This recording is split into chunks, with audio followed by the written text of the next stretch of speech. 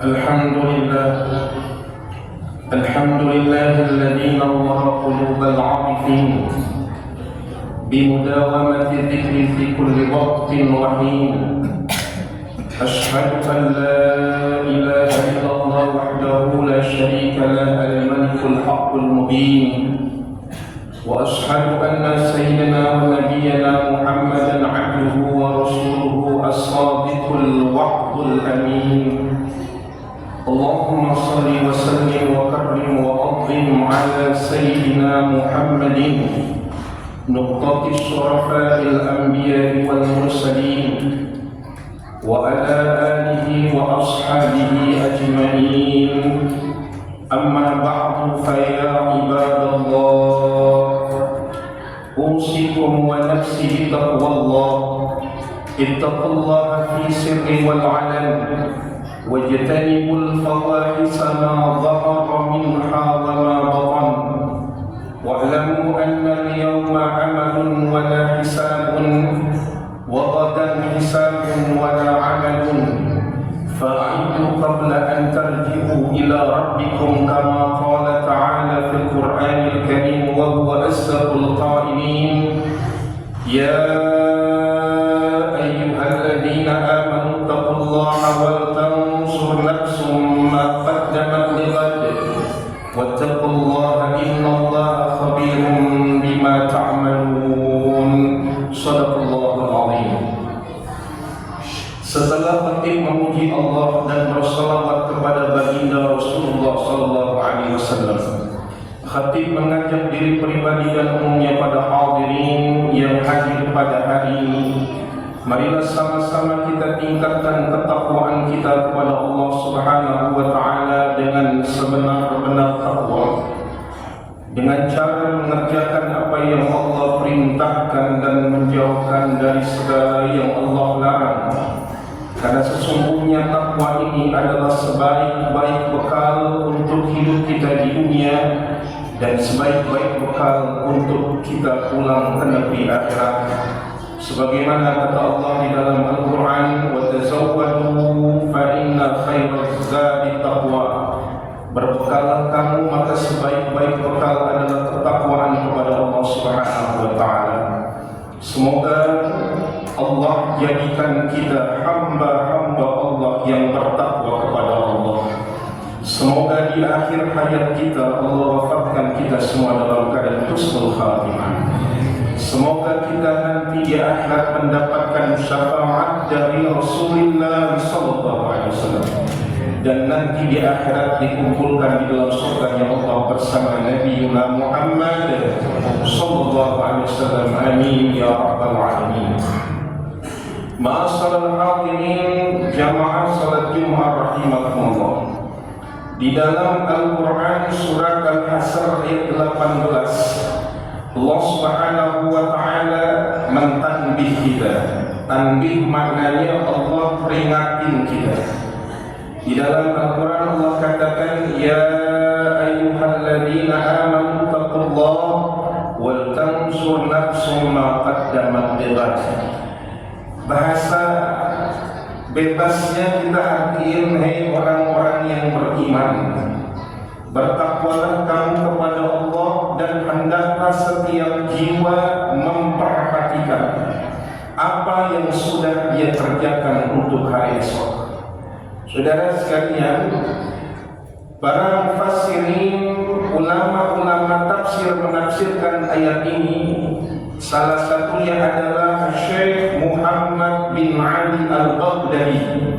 Di dalam kitabnya Tafsir Qasim, beliau mentafsirkan ayliyan surah ahadukum ila syai'in minal a'zama qaddama li nafsihi minal a'mali amalan salihan yunjihi am syai'an yubihu.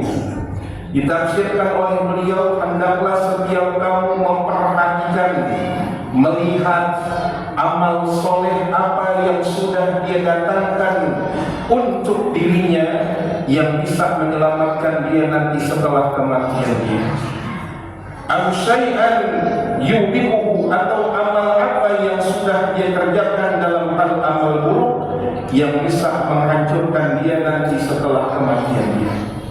Saudara, di dalam ayat ini Allah lagi mengajak kita untuk berpikir tentang akhirat. Kenapa demikian? Karena manusia ini kalau tidak diperingatkan, manusia lupa bahwa dunia ini bukan tempat tinggal kita sebenarnya. Dunia ini bukan tempat kita tinggal sebenarnya, melainkan tempat kita meninggal, saudara. Dunia ini kalau diibaratkan adalah seperti kita merantau dalam satu tempat. Kita merantau dari satu kampung menuju satu tempat, yang seorang perantau pasti akan pulang ke tempat kampungnya. Dunia ini diibaratkan kita menuju satu tempat yang sudah ditentukan. Namun sebelum kita pergi ke tempat itu, kita singgah sementara. Itulah dunia. Dunia ini kalau diibaratkan adalah seperti kita orang yang kontrak dalam satu rumah. Orang yang kontrak dalam satu rumah, sekalipun dia kerasan di situ, dia nikmat tinggal di rumah kontrakan itu. Akan tetapi kalau yang punya rumah sudah tidak berkenan dia tinggal di situ, mau tidak mau, suka atau tidak suka, dia pasti akan diusir oleh yang punya rumah itu. Oleh karena itu baginda Rasul sallallahu alaihi wasallam bersingkat di dunia, kata beliau, ma'ana fid dunya illa qarakibin istawalla tahta syajarah thumma raha fatarakaha. Rasul katakan, ma'ana fid dunya, apa kepentinganku di dunia ini? Rasul katakan, inna ma'ana fid dunya illa qarakibin istawalla tahta syajarah thumma raha fatarakaha. Rasul katakan, tidaklah aku di dunia ini melainkan seperti orang yang berjalan mengendarai kendaraan, kemudian berteduh di bawah pohon sementara. Setelah berteduh, dia tinggalkan pohon itu, dia pergi dan dia tinggalkan pohon itu. Oleh karena itu, saudara, bodohlah orang yang ketika dia mengaku dia tidak akan tetap di satu tempat itu, akan tapi dia melupakan tempat yang selama-lamanya.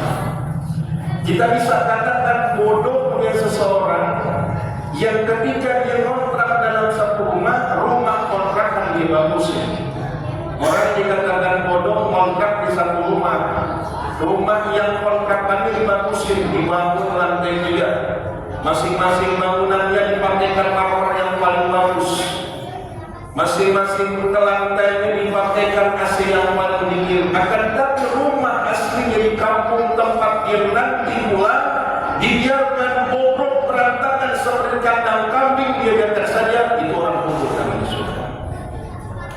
Orang yang bodoh itu adalah orang yang ngaku merantau dan pasti pulang kampung, tapi ketika di perantauan tidak berbekal. Kemarin orang yang pada pulang kampung kan nikmat karena punya bekal. Kalau kita pulang kampung punya bekal, nikmat, saudara. Kenapa? Jangankan sampai kampungnya, di tempat rest areanya saja dia sudah nikmat. Dia bisa ngopi, dia bisa santai-santai, dia gak mikir duit lagi. Kenapa? Uangnya cukup, bekalnya ada.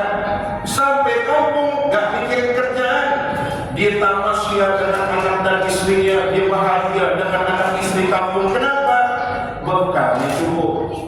Tapi kalau orang pulang kampung gak bawa bekal, jangan berharap akan bahagia di kampung. Sampai kampung belum tentu, sengsara sudah pasti di jalan. Begitulah orang ketika dia pulang ke kampung akhirat, tapi dia gak bawa bekal sama sekali, saudara. Nauzubillah min dzalik. Oleh karena itu, fa'idu qabla an tarji'u ila rabbikum. Siap-siap sebelum kita kembali kepada Tuhan kita. Dan kita harus ingat ini, kematian kita, pulangnya kita itu datangnya nggak pakai ngasih tahu, dia pokok di dalam keadaan tiba-tiba. Dunia ini, saudara, kalau enggak kita yang ninggalin, kalau enggak dia yang meninggalkan kita. Dunia ini disebut gurur. Kenapa? Karena dia itu yang ninggalin kita atau kita yang meninggalkan dia. Oleh karena itu Rasul katakan orang yang cerdas itu siapa? Al-Qais manda nafsahu wa amila lima ba'dahu. Orang yang cerdas itu, kata Rasul, adalah orang yang mampu mengontrol dirinya dan dan dia beramal untuk kehidupan dia setelah kematian. Diriwayatkan, diceritakan pernah ada seorang pengusaha kaya sudah tua. Ini orang kaya dermawannya luar biasa, saudara. Saking dermawannya nggak boleh melihat rumah, nggak boleh melihat masjid jelek, dia bangun. Nggak boleh lihat orang susah, dia bantu. Nggak boleh lihat orang dalam keadaan kesusahan, dia bantu. Walhasil banyak uangnya yang dikeluarkan untuk sosial. Suatu saat ada orang pengusaha muda yang lagi merintis dan melihat keadaannya ini bingung. Dia ngomong kepada orang itu, "Pak, Bapak kelihatan ini orang yang gak sayang sama uang, gak sayang dengan harta. Kenapa? Saya melihat Bapak usaha dari muda, sudah tua dikumpul-kumpulin, ternyata uangnya dibagi-bagiin, dikasih ke anak yatim, dikasih ke masjid, dikasih orang-orang yang gak mampu, dikasih guru ngaji. Saya melihat Bapak itu orang yang gak sayang dengan harta." Apa kata dia? "Kamu salah deh, kamu keliru. Saya ini saking cintanya dengan harta saya gak kepengen harta saya pisah dengan saya. Saya kepengen setelah mati keadaan saya, harta saya balik kepada saya. Karena itu waktu masih di dunia saya titipkan ke masjid, saya titipkan ke anak yatim, saya titipkan ke orang fakir miskin. Kenapa? Nanti setelah matinya saya, itu harta akan balik lagi pada saya." Itu yang Rasul katakan, al-kaisu mandana pemandana saum wa amila lima ba'da. Orang yang beramal untuk hari esok. Oleh karena itu kita nih jangan terlalu kagum gitu. Kalau kita lihat ada orang hebat rumahnya, bagus istana, biasa aja. Orang itu kalau Allah mau cabut dia gampang, saudara. Sering kan saya ceritain, ada orang di Bekasi rumahnya bagus banget. Saking bagusnya waktu dibangun gak boleh dilihatin orang, ditutup sama seng, gak boleh dilihatin. Saking bagusnya. Pada hari sudah ditentukan, sudah selesai dibangun, satu kampung orang datang untuk acara selamatan rumah saudara. Orang berdatang untuk acara selamatan rumahnya. Akan tetapi Allah punya kuasa. Malam orang datang untuk acara selamatan rumahnya, besok lagi orang datang untuk takziah yang punya rumah meninggal dunia. Biasa, justru yang kita kagumin adalah orang yang banyak duitnya, tapi hartanya itu disiapkan untuk negeri akhirat. Oleh karena itu saudara sekalian, fa'alu qabla an tarji'u ila rabbikum. Siap-siap sebelum kita dimati oleh Allah, siap-siap. Kata Imam Ghazali, al-maut la yahjamu ila waqtin makhsusin aw halin makhsusin aw usin makhsusin. Kematian tidak pernah melihat pada waktu yang khusus, pada keadaan yang khusus, pada usia yang khusus. Dia tidak datang dengan keadaan itu. Kalau dia datang, dia datang dalam secara tiba-tiba. Oleh karena itu siap-siap saudara. Yang apa yang harus disiapkan Ustaz sebelum kita kembali kepada Allah? Kalau ibarat kita pulang kampung, kata orang Betawi itu kalau pulang kampung jangan lupa tugemulan. Apa tugemulan? Ini bawaan jangan sampai dilupain. Ini satu nih, ini yang model begini jangan ditinggalin. Kalau ditinggalin berapa urusannya?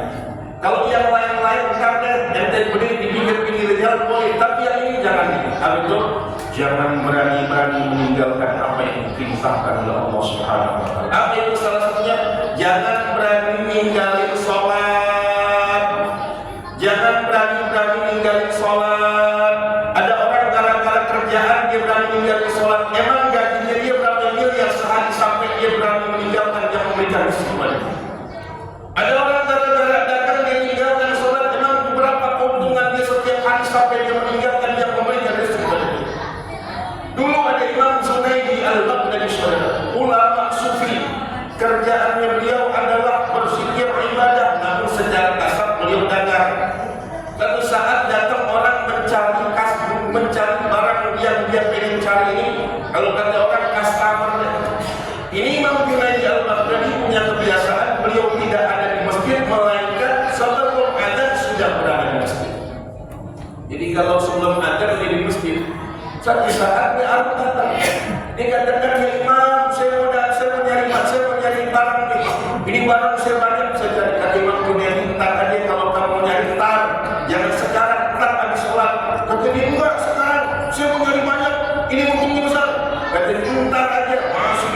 sudah dipaksa-paksa. Akhirnya sudah sampai azan datang, ini orang baru kelar. Ini dia nih. Ini dia nih barang nih. Ini saya temuin. Kata Imam Suryani, ini barangnya. Iya, ini yang kamu cari. Iya. Dibanting itu barang saudara. Apa kata Junaidi? Ini barang sial. Gara-gara ini barang saya terlambat datang ke masjid. Berapa banyak kita yang tinggalkan ibadah kita gara-gara kita tidak sholat? Dan yang kedua, saudara-saudara, saya ingatkan saudara, orang yang meninggalkan sholat bakal kesel sepanjang hidupnya di dalam kubur. Hati-hati, kalau kita meninggalkan sholat akan kesel 5 tahun, 50 tahun, 50.000 tahun, 500.000 tahun, akan kesel di dalam kubur lantaran dia meninggalkan 5 waktu setiap sholat. Dan yang terakhir, orang yang pernah meninggalkan sholat dia akan sial hidupnya di dunia akhirat. Oleh karena itu saya sering katakan, kalau ada orang hidupnya ini rumah tangganya berantakan, ekonominya seret, anak-anaknya bergajulan, uangnya sulit, pokoknya hidupnya rungsek, saudara. Cek, jangan-jangan di rumah kita ada yang gak sholat. Kenapa? Karena orang yang gak sholat bikin sial. Orang yang gak sholat bawa sial, saudara. Begitu sialnya di dunia dan di akhirat. Oleh karena itu saudara-saudara, saya wasiatkan sebelum kita meninggal dunia, jangan berani-berani meninggalkan apa yang dikatakan oleh Allah Subhanahu wa taala. Semoga kita termasuk orang-orang yang bertakwa kepada Allah Subhanahu wa taala, diwafatkan oleh Allah dalam keadaan husnul khatimah. Amin ya rabbal alamin. Barakallahu li wa lakum fil Qur'anil karim wa nafa'ani wa iyyakum bima fihi min al-ayati wa dhikril hakim. Fataqabbalallahu minna wa minkum tilawatan innahu sami'un maqbul qawli hadha astaghfirullah li wa lakum wa li sa'iril muslimina wal muslimat wal mu'minina wa tastaghfiru innahu huwal ghafurur rahim.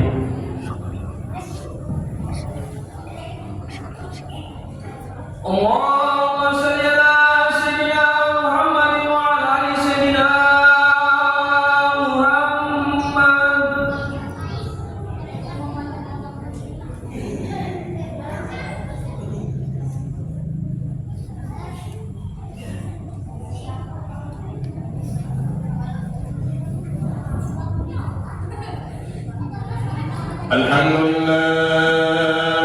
Alhamdulillah rabbil alamin wal aqibatu lil muttaqin wa la udwana illa 'alal zalimin.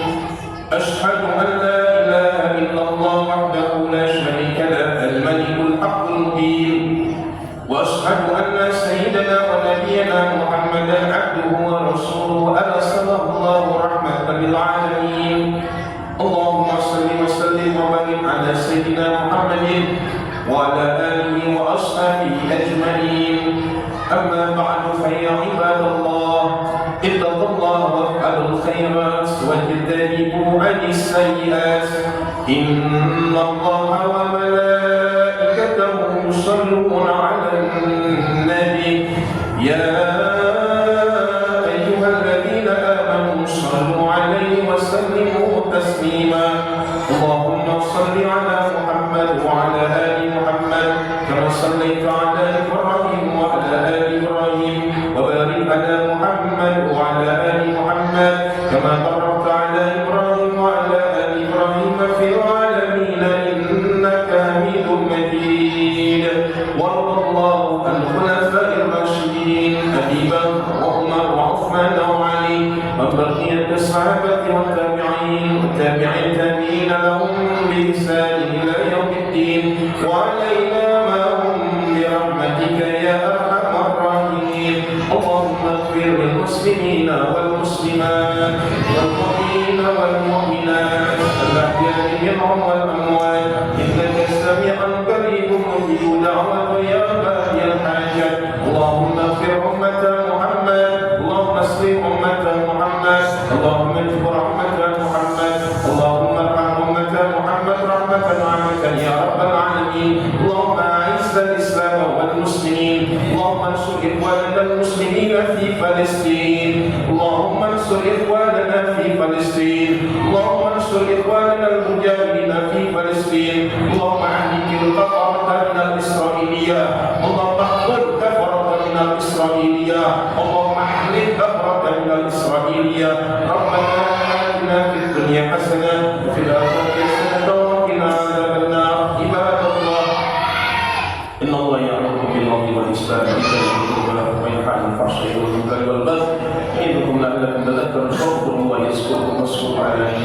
mas'al bi-fadliyatikum wa bi-riwayat wa aqim salam.